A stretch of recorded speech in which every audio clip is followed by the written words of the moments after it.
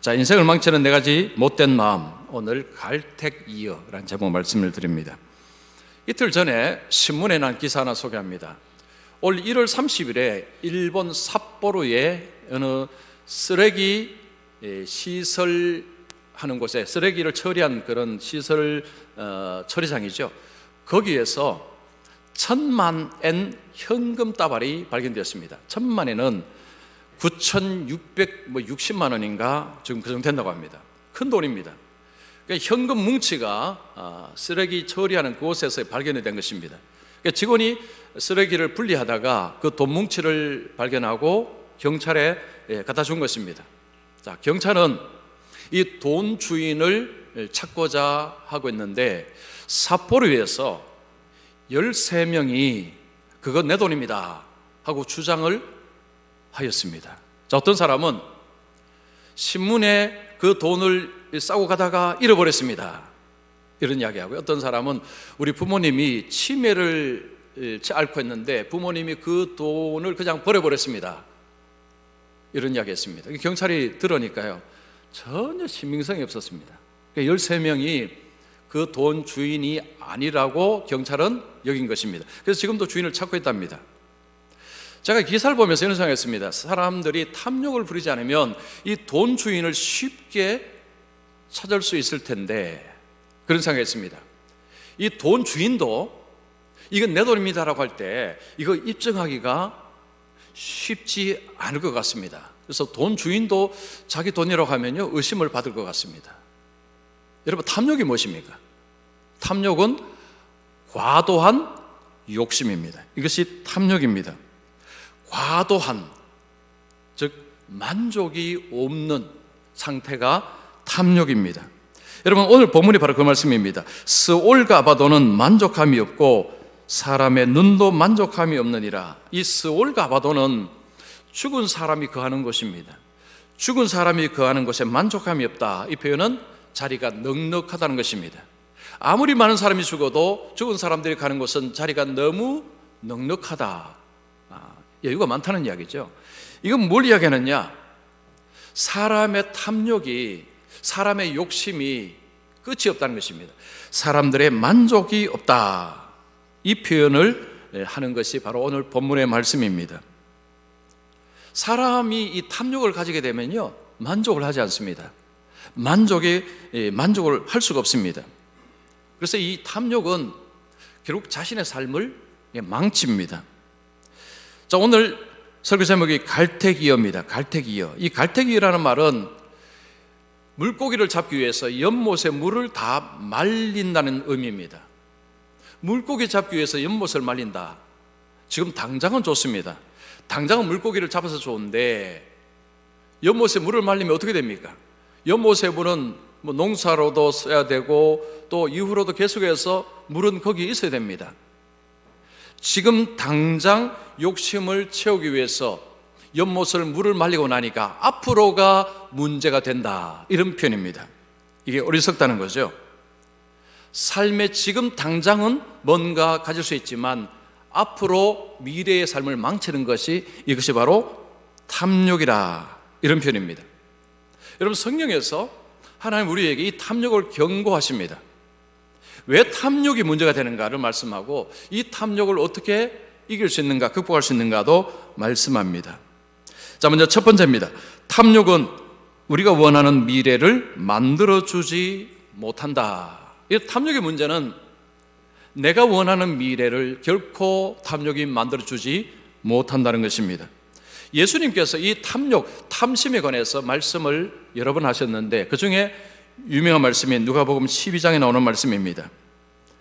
12장에 보면 한 부자가 나옵니다. 이 부자가 어느 해에 소출이 너무 많았습니다. 너무 많은 열매를 얻었습니다. 그가 기대한 것보다도 훨씬 더 많은 열매를 얻었습니다. 그때 부자는 옳거니 내가 지금 있는 창고를 헐어버리고 창고를 크게 지어서 모든 곡식을 거기다 다 저장을 해야 되겠다. 그리고 이제는 편안하게 행복하게 그렇게 살 일만 남았다라고 혼자 생각했습니다. 이 사람은 하나님께 전혀 감사하지 않았습니다. 그리고 이 재물을 가난한 자들, 없는 자들에게 어떻게 좀 나눌 것인가 생각도 없었습니다. 이 사람의 삶의 철학은 조금 더, 조금 더, 조금 더, 조금 더, 이 사람의 삶의 철학이 이거였습니다. 예수님께서 이 부자 이야기를 하시면서 이렇게 말씀하셨습니다. 삼가 모든 탐심을 물리치라. 사람의 생명이 그 소유에 넉넉한 데 있지 아니하니라. 부자 이야기 하시고 나서 예수님이 탐심을 물리쳐라. 이 탐심은 탐욕입니다. 탐심을 물리쳐라. 왜냐하면 사람의 생명이, 이 생명은 영원한 생명입니다. 영원한 생명이 그 소유에 넉넉한 데 있지 아니하니라. 이 영생을, 생명을 미래라는 단어로 한번 바꿔보겠습니다. 이 미래는 그가 가진 소유물에 의해서 달린 것이 아니다, 이 말씀입니다. 이 부자는 이제 내가 많은 것을 가지고 있으니 내 미래는 밝다는 거죠. 평안할 것이다, 좋을 것이다. 근데 주님은 너의 가진 그 소유물이 너의 미래를 만들지는 못한다라고 말씀하는 것입니다. 여러분, 세상에 많은 사람들이 이 부자의 철학을 고스란히 가지고 있습니다. 부자의 철학이 뭐라고 했습니까? 조금 더, 조금 더, 조금만 더, 조금만 더. 왜요? 그래야 내 미래가 내가 원하는 대로 되기 때문입니다. 어떤 사람이 부자 록펠러에게 물었습니다. 당신은 얼마나 더 가지면 만족하겠습니까? 록펠러가 한 유명한 표현이 이겁니다. 조금만 더, 조금만 더 있으면 좋겠습니다. 여러분, 오늘날 많은 사람들이 조금만 더 있으면 좋겠는데, 조금만 더 있으면 좋겠는데, 많은 사람들이 이렇게 살아갑니다. 그런데 그 조금만 더가 내 인생을 새롭게 만드느냐? 전혀 그렇지 못하다는 것입니다. 여러분, 탐욕이 우리의 삶에 문제가 되는 이유가 불만족이 있기 때문입니다. 불만족. 사람이 불만족하게 되면요, 불평, 투덜댐이 그냥 자연스럽게 나옵니다. 요즘 이제 불평자를 훈련하고 있지만요, 여러분, 불만족하게 되면요, 불평 그냥 튀어나옵니다. 이것이 하나님 앞에 문제가 됩니다. 민수기 11장에 가면 이스라엘 백성들이 광야에서 하나님께서 주시는 만나를 먹고서 살았습니다. 그런데 그들 속에 탐욕이 작동해서 그것으로 만족을 못했습니다. 그들은 왜 우리는 고기를 못 먹나? 우리는 언제 고기 먹으나? 라고 소리쳤습니다. 그들 중에 섞여 사는 다른 인종들이 탐욕을 품음에 이스라엘 자손도 다시 울며 이르되 누가 우리에게 고기를 주어 먹게 하랴. 하나님께서 고기를 주셨습니다. 메추라기를 보내주셨습니다. 더불어 하나님이 그들에게 보낸 것이 있습니다. 재앙입니다. 재앙을 보내셨습니다. 탐욕을 부리다가 불평하다가 많은 사람들이 그 광야에서 죽었습니다. 왜 하나님께서 그렇게 하셨을까요? 그 불평 속에 불신이 들어가 있기 때문입니다. 하나님을 불신한 것입니다. 못 믿겠다는 거죠. 하나님 못 믿겠다는 것입니다. 이것이 바로 불만족, 불평, 이걸 만들어내는 것입니다. 탐욕은 많은 것을 가진다고 내 인생의 미래가 내 뜻대로 되는 것이 아니다라는 것, 이 부자를 통해 볼 수 있습니다. 부자는 뭐라고 했습니까? 이제 내가 가득 쌓고 이제는 여생을 편안하게 그렇게 살자. 주님이 뭐라고 하셨습니까? 오늘 밤에 내가 내 목숨을 도로 찾겠다고 하셨습니다. 근데 부자는 뭐라고 이야기합니까? 이제 쌓았으니 이제 남은 여생을 길게 편안하게 살자. 주님은 아니, 오늘 밤에 내가 내 목숨 찾겠다 하셨습니다. 그래서 주님은 이 부자에게 어리석다라고 한 것입니다. 왜 어리석습니까? 이 부자는 자기가 자기 인생의 주인입니다. 재물도 내 것입니다. 하나님이 그의 주인이 아니었습니다. 하나님이 그의 소유물의 주인이 아니었습니다. 자기도 내 거, 나도 내 거, 이것도 내 거, 다 내 겁니다. 내가 주인입니다. 그래서 어리석다는 것입니다.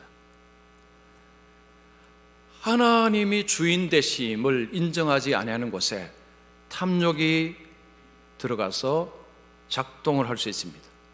여러분, 우리 인생의 주인은 하나님이신 줄 믿습니다. 여러분, 우리 소유물의 주인도 하나님이신 줄 믿습니다.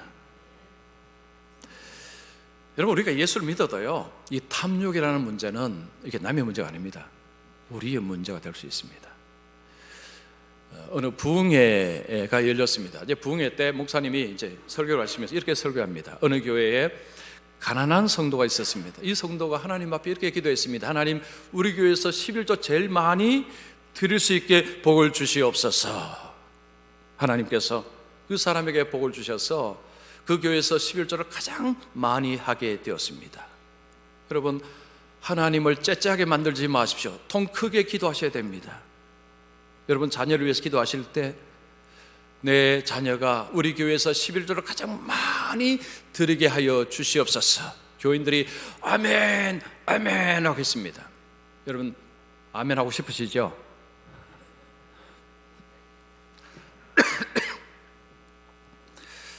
자, 이런 설교, 그죠? 옛날에 들으신 분 아마 계실 것입니다. 저도 들은 적이 있습니다. 자, 그것도 들으면요, 헌금하는 것은 여러분 좋은 것입니다. 헌금 많이 하는 거 좋은 겁니다. 기도도, 여러분 기도가 좋은 것이고, 기도라는 선한 포장지에 이렇게 쌓여 있고요, 헌금이라는 선한 포장지에 딱 쌓여 있는데, 그런데 가만히 중앙을 들여다보면 뭐가 보이느냐 하면 탐욕이 보입니다. 이 기도 속에 탐심이 보입니다. 그리고 성경은 부하려고 하지 말라고 이야기합니다. 자, 우리 디모데전서 6장 9절 말씀 보겠습니다. 시작. 부하려 하는 자들은 시험과 여러 가지 어리석고 해로운 욕심에 떨어지나니 곧 사람으로 파멸과 멸망에 빠지게 하는 것이라. 여러분, 중요한 표현이 부하려고 하는 자들아. 쉽게 말하면 부자가 되려고 하는 자들아, 이 표현입니다. 왜 문제가 됩니까? 파멸과 멸망에 빠지게 한다고 얘기합니다. 자, 우리가 자녀를 위해서 기도할 때요, 우리 교회에서 11조 제일 많이 하게 해주세요라는 기도는 하지 마십시오. 이렇게 기도하셔야 됩니다. 하나님, 우리 자녀가 수입이 얼마가 되든지 10의 1은 하나님의 것임을 알고 하나님께 드리는 자가 되게 하여 주시옵소서. 여러분, 여기 아멘 하셔야 됩니다. 수입이 얼마가 되든 간에 적든지 많든지 10분의 1은 하나님의 것인 줄을 알고 하나님 앞에 드리는 자가 되게 하여 주시옵소서. 우리가 예수를 믿어도요, 이 탐욕이라는 문제는 끊임없이 우리에게 찾아옵니다. 우리 속에서 우리의 삶을 자꾸 흐트러뜨립니다. 여러분, 매 텔레비전 다 보시죠? 텔레비전 보시면 광고도 나오지만 요즘은 광고보다 더 큰 유혹이 뭡니까? 홈쇼핑입니다. 홈쇼핑. 저는 제가 채널을 이렇게 돌리면, 이게 돌리다가 홈쇼핑 나오면 빨리 돌아가야 되는데 어떤 데는 그만 거기 멈췄습니다. 그리고 그걸 봅니다. 보고 저거 샀으면 좋겠다. 그러면 옆에 있는 제 아내가 뭐라 할까요? 안 돼 라고 이야기합니다. 그럼 못 삽니다. 그때 옆에서 누군가 안 되라고 해야 됩니다. 자, 우리가요, 이런 뭐 광고 아니면 여러분 마트나 가면 이거 저거 사고 싶다, 저거 사고 싶다, 이런 것들은 끊임없이 우리의 눈을 자극합니다. 그래서 이 탐욕이라는 것은요, 그냥 한순간에 끝나는 게 아닙니다. 끊임없이 우리의 삶을 괴롭히는 것이 탐욕입니다. 여러분, 욕심이라는 것은, 욕심은 나쁜 것일까요? 욕심이 나쁜 것은 아닙니다. 욕심을 다른 표현을 하면요, 갈망, 욕망이라고 좀 바꾸면은 좀 더 이해가 될 것입니다. 여러분, 우리에게 욕망이 없으면요, 사람이 발전이 없습니다. 뭔가에 대한 욕망이 있어요. 그걸 얻기 위해서 막 달려가는 노력과 애씀이 존재합니다. 아무 욕망이 없으면요, 삶이 너무 재미없습니다. 삶 발전을 안 해요. 그래서 하나님 우리에게 갈망을 하도록 하셨습니다. 그래서 우리 속에 이 갈망을 하고 욕망을 가진다는 것 자체는 사실은 잘못되거나 이상한 것은 아닙니다. 근데 문제는 그 욕망이 이제 키워져서, 즉 살이 붙어서 그게 하나님 자리에 들어가는 요게 문제입니다. 이걸 우리가 경계해야 되는 것입니다.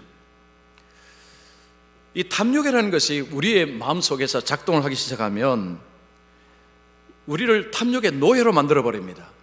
탐욕의 노예가 되면, 그러면 우리 마음속에 이 하나님이 쪼그라듭니다.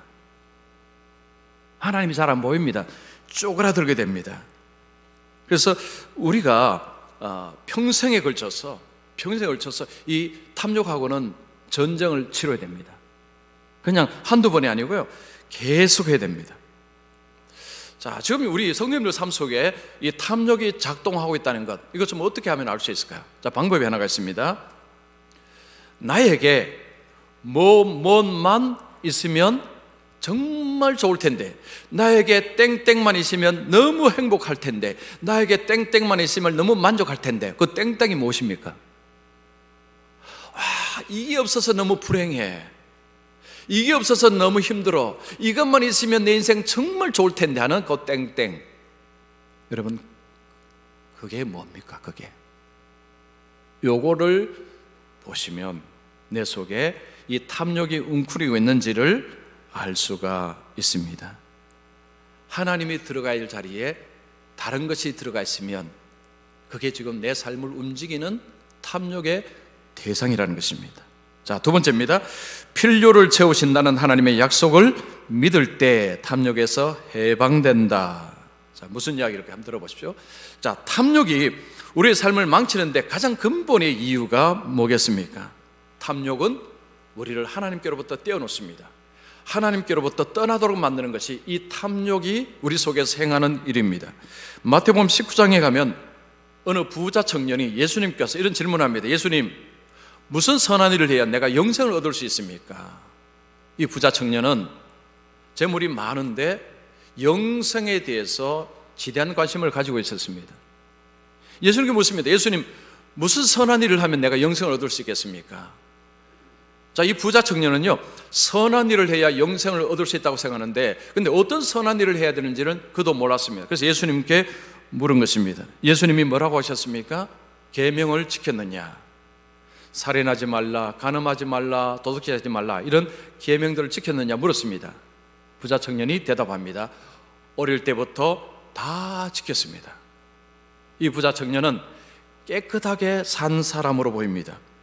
종교적으로 굉장히 청렴하게 산 사람으로 보입니다. 그런데 예수님께서 이 사람을 칭찬하지 않았습니다. 참 잘 살았다, 너 천국 가겠다, 이런 말씀 안 했습니다. 그에게 이런 이야기 했습니다. 내가 온전하고자 할진대 가서 내 소유를 팔아 가난한 자들에게 주라. 그리하면 하늘에서 보화가 내게 있으리라. 그리고 와서 나를 따르라. 무슨 이야기입니까? 내 있는 거 다 팔아서 가난한 자들에게 다 주고 그리고 나를 따르라. 예수님이 그 말씀하셨습니다. 그러자 부자 청년은 근심하고 예수님을 떠났습니다.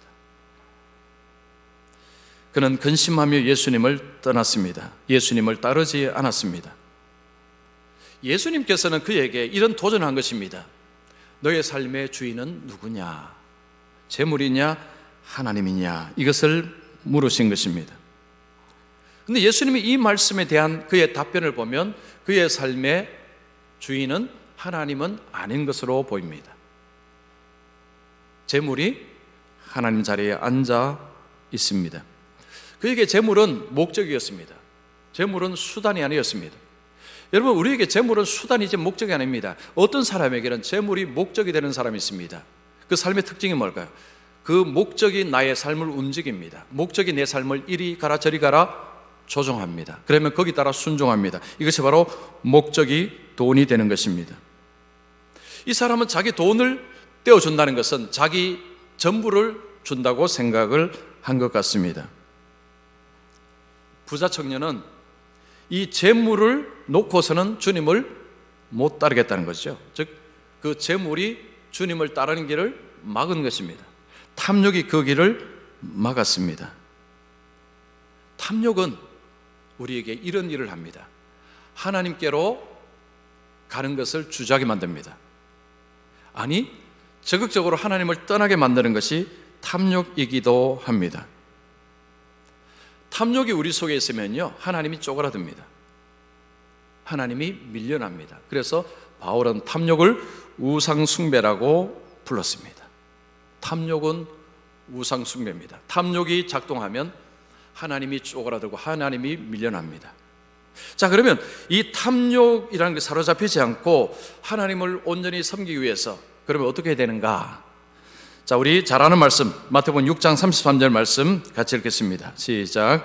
너희는 먼저 그의 나라와 그의 의를 구하라. 그리하면 이 모든 것을 너희에게 더하시리라.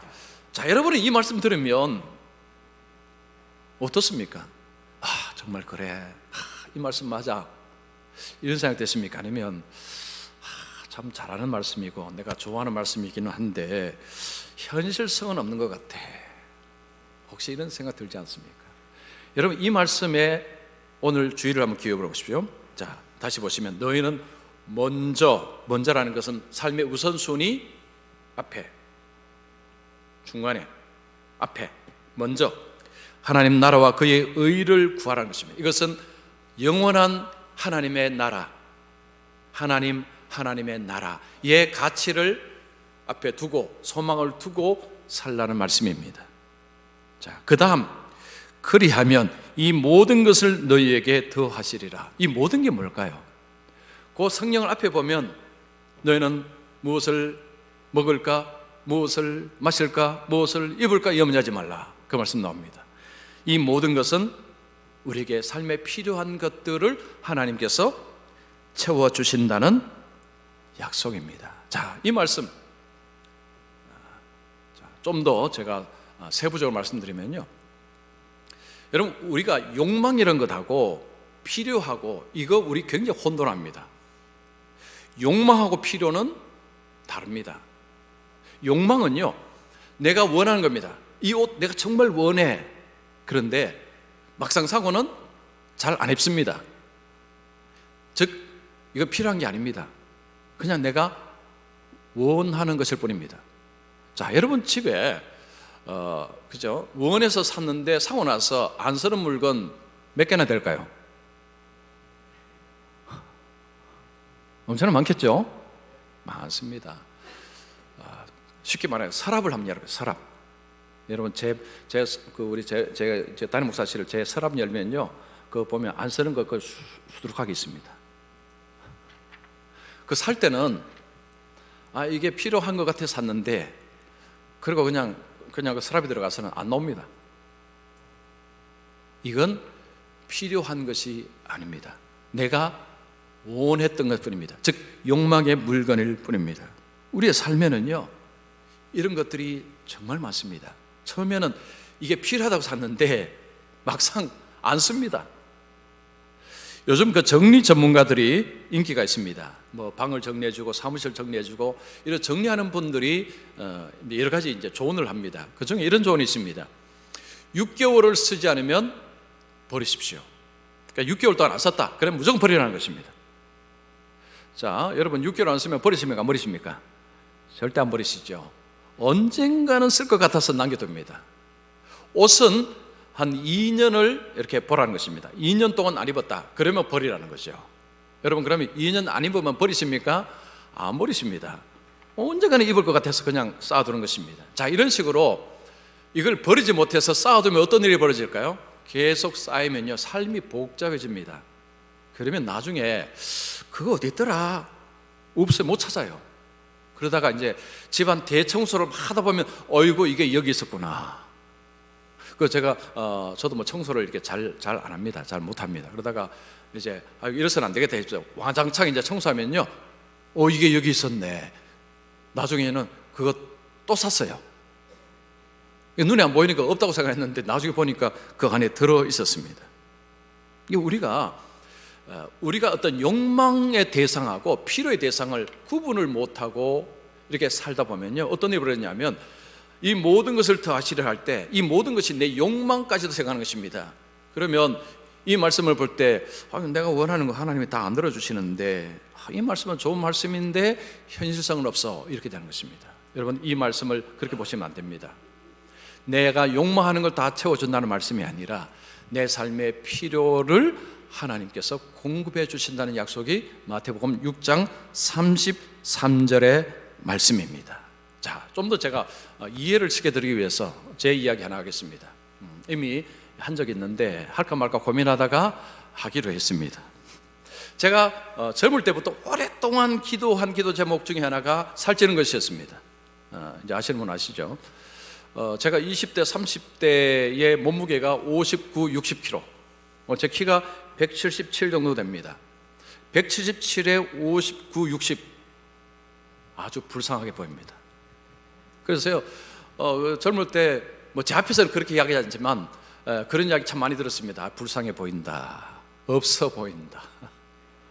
젊을 때 그 소리 들으니까 안 좋죠. 그래서 주님, 저도 한 75kg만 딱 되면 딱 보기 딱 좋겠습니다. 그러면 아주 멋있는 아주 그런 모습이 되겠습니다. 75kg가 되게 해 주시옵소서. 제가 그 기도하면서 이런 기도 해도 되나 하면서 기도했습니다. 그리고 오랫동안 기도했습니다. 근데요, 59, 60에서 이 바늘이 요지부동이었습니다. 조금 올라가면 60이 올라갔다 곧바로 59로 떨어졌습니다. 이게 희한해요. 아니, 여기서 그냥 계속 머물렀습니다. 그러다가 이제 나이 40을 넘고 제가 우리 교회에 43살에 왔습니다. 그때부터 이 몸무게가 요동치기 시작했고요. 이게 상승 곡선을 그리다가 75kg에 딱 멈췄습니다. 여러분은 놀라지 않겠지만 저는 그때 75kg 되면서 깜짝 놀랐습니다. 꿈의 75kg를 제가 이제 도달한 것입니다. 그때부터 빈티난다, 불쌍하다 이런 이야기는 더 이상 안 들었습니다. 자, 그런데요, 중요한 건 바로 이겁니다. 75kg가 되고 나니까 뭐가 좋냐면요, 체력이 좋아졌습니다. 저는 새벽 기도 마치고 잠을 자본 적이 거의 없습니다. 거의 저는 새벽 기도면 잠을 안 잡니다. 저는 집에 안 들어갑니다. 새벽 기도 마치고 그냥 교회에 있습니다. 여러분 생각해보세요. 4시, 거의 4시부터 저는 하루 시작입니다. 하루 시작인데 그러면 집에 안 가고 잠 안 자고 쭉 가는데요, 이게 체력 없으면 이거 어렵습니다. 근데 지금 우리 교회는 제가 15년 됐거든요. 한결같이 그렇게 하고 있습니다. 그리고 설교 준비하고 지난주 말씀드린 이 정신 노동을 많이 하면 사람이 참 좀 그렇습니다. 근데 제가 돌아보면요, 75kg 되어서 체력이 감당하니까 이게 가능했던 것입니다. 제가 무슨 이야기 하고 싶었냐면요, 왜 하나님이 저에게 75kg를 만들어 주셨는가? 이유는 그겁니다. 목회하도록 하기 위해서. 어떤 분은 제게 그런 이야기 했어요. 목사님, 그거 나이살입니다. 그렇게 이야기하고 싶은 분이 계실 것입니다. 나이 먹으니까 살쪘습니다. 목사님도 나이살입니다. 그건 기도 응답이 아니에요. 이렇게 말하고 싶은 분이 계실지도 모릅니다. 근데 저는 동의하지 않습니다. 왜냐하면요, 저희 문중이요, 저희 안동 김가거든요. 저희 문중에서 나이 들어도 빼빼한 사람이 한둘이 아닙니다. 그래서 저는 제가 기도하고 하나님이 기도 응답을 해주셨는데 필요하니까, 이제 필요해서 하나님이 저에게 75kg를 주셨다라고 철석같이 믿고 있는 사람입니다. 여러분은 안 믿으시겠지만, 자, 여러분, 우리가 기도하다가요, 오랫동안 기도하는데 하나님이 응답해 주지 않는 것들이 있습니다. 왜 안 해주실까요? 지금 필요하지 않기 때문입니다. 여러분, 그렇게 생각하시면 상처 안 받으십니다. 오랫동안 기도하는데 어떤 기도는 하나님 응답해 주지 않습니다. 물론 그게 옳지 않아서 그런 것도 있지만요, 괜찮은데도 안 해주시는 것은 지금 필요하지 않기 때문에 하나님이 응답해 주지 않은 것입니다. 이제 시간이 지나서 필요하다 하면 하나님이 제게 75kg를 딱 주신 것처럼 하나님께서 또한 주실 수 있습니다. 그래서 우리가 하나님 앞에서 우리 자신을 볼 때 정말 중요한 건 뭐냐면, 하나님이 내 필요를 채워주셨다, 채워주신다라는 이 관점이 너무너무 중요합니다. 자, 제가 한번 물어보겠습니다. 여러분 삶 속에 하나님이 여러분의 삶을 필요를 채워주십니까? 네, 한 10분 정도. 내가 원하는 것을 채워주는 게 아니고요, 내 삶의 필요를 하나님이 채워주시는가, 이 질문을 하셔야 됩니다. 하나님은 내가 원하는 것도 안 해주십니다. 그러나 우리의 삶의 필요를 하나님이 채워주십니다. 자, 우리가 뭘 믿어야 되느냐 하면 이 약속을 우리는 철석같이 믿어야 됩니다. 자, 빌립보서 4장 19절 말씀 우리 크게 읽습니다. 시작. 나의 하나님이 그리스도 예수 안에서 영광 가운데 그 풍성한 대로 너희 모든 쓸 것을 채우시리라. 여기 보십시오. 그리스도 예수 안에서 그 풍성한 대로 너희 모든 쓸 것을, 무슨 표현일까요? 너희의 필요를 채우시리라. 하나님은요, 우리의 필요한 대로 주실 때 풍성하게 우리의 필요를 채우시는 그런 약속을 하시고 계십니다. 자, 우리가 이 약속을 믿는 것 안 믿는 것 천지 차이입니다. 이 약속을 믿으면요, 아, 하나님은 나의 필요를 채우시는구나. 지금도 내 삶을 보니 하나님이 이렇게 필요를 채우셨구나. 아, 참 감사하다. 아, 만족하다. 이게 가능합니다. 근데 이걸 못 믿게 되면요, 아, 이것도 안 해주시고 저것도 안 해주시고 저것도 안 해주시고 도대체 해주신 게 뭐야? 엄마 아빠가 내게 해준 게 뭐야? 이 자녀들이 하는 이야기 똑같이 합니다. 관점을 바꾸셔야 돼요. 하나님은 내 삶에, 우리 가정에 필요를 하나님은 채워주셨다. 그래서 감사하다. 이것도 주셨고 이것도 주셨고 저것도 주셔서 참 감사하다. 여러분, 거기에 만족이 따라오고 거기에 불평이 사라집니다. 그래서 저는 우리 오늘 예배들 우리 성도님들이 오늘도 하나님께서, 지금까지 하나님께서 모든 필요를 채워주셨음을 믿고 감사하며 이 탐욕의 노예로 끌려다니는 삶이 아니라 탐욕에서 벗어나서 만족하고 감사하고 기뻐하며, 우리 하나님 너무너무 좋으신 하나님이야. 아무리 생각해도 하나님은 얼마나 좋은지, 내가 잘못한 게 너무 많은데 하나님이 이렇게나 채워주시니 얼마나 감사해. 이렇게 감사할 수 있는 우리 성도님들 되시기를 축원합니다.